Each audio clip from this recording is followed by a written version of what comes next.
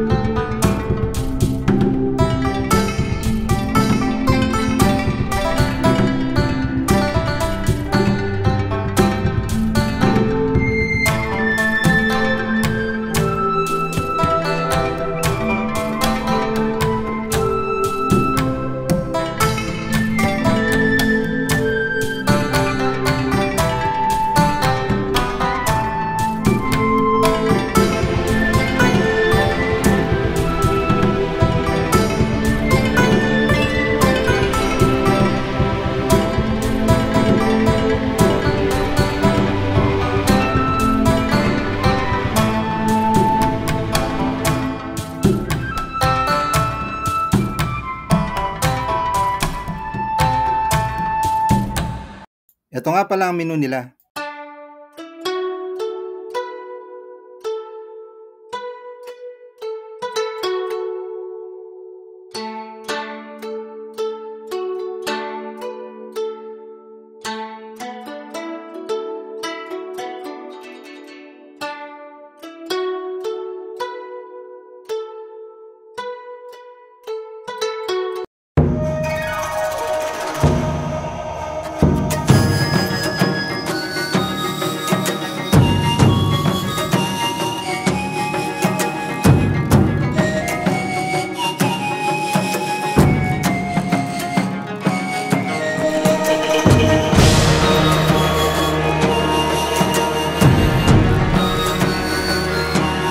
Isa sa order namin is chicken karaage or fried chicken in English.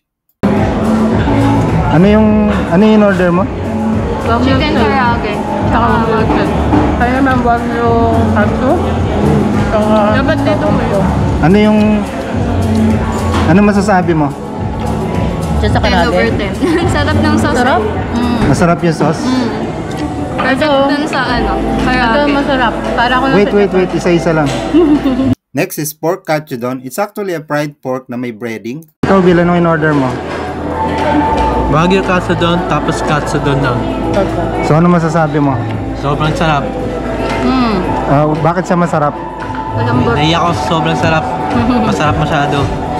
Di ba masarap yun? Next is California roll. So, meron siyang mango, cheese, and then rice na. So, kapag ka naghalo yung tamis ng mangga at saka yung linamnam ng cheese, and then with rice, sa bibig mo, ang sarap talaga. Tingnan naman ako isa. Yung cameraman ka. Oo nga. Ay. Natakang din yung Nakakita yung kamay mo. Eh, may bloopers yan. Tawag yan. Ayoko na sa pamilya. Makilagay din. Wait lang.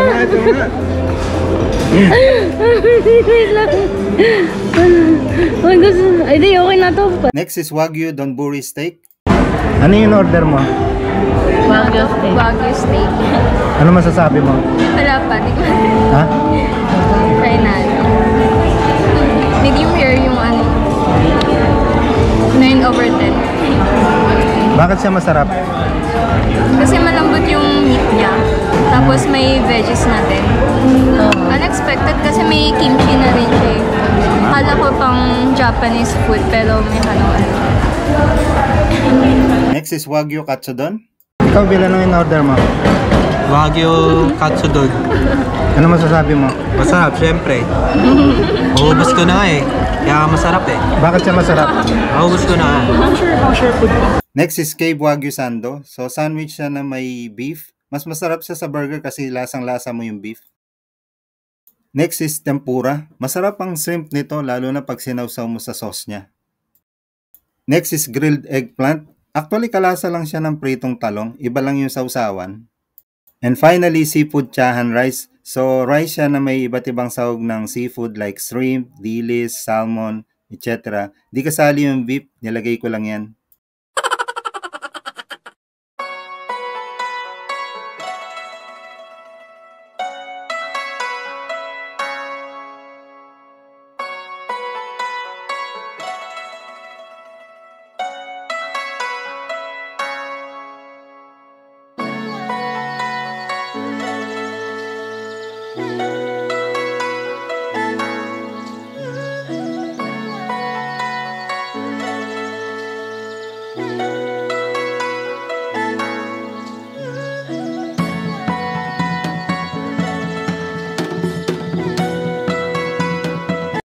Nag-order din nga pala kami ng tiramisu cake. Tama-tama ang dessert na to, pang-alis umay. Masarap, hindi masyadong matamis. Ang total bill nga pala namin ay 5,700. By the way, ang minimum order nga pala dito is 1,000 per person. Okay naman ang experience dito. Very polite and maasikaso yung mga staffs nila. Talagang i-assist ka from arrival to departure. Yun nga lang talagang pricey. So kung nagtitipid ka, I think hindi siya practical. Pero kung hanap mo is kakaibang experience, maganda rito kasi kakaiba yung structure ng restaurant na to. Para kang nasa cave. So kung ang plan mo is magkaroon ng romantic date para sa partner mo, this is a perfect place. So kung nagustuhan mo ang video na to, please click like. Also, pakishare na rin sa mga friends mo, baka magustuhan din nila. And kung interested ka sa mga ganitong topics like travel, food, hotel, staycation, please consider to subscribe para updated ka sa mga future videos ko.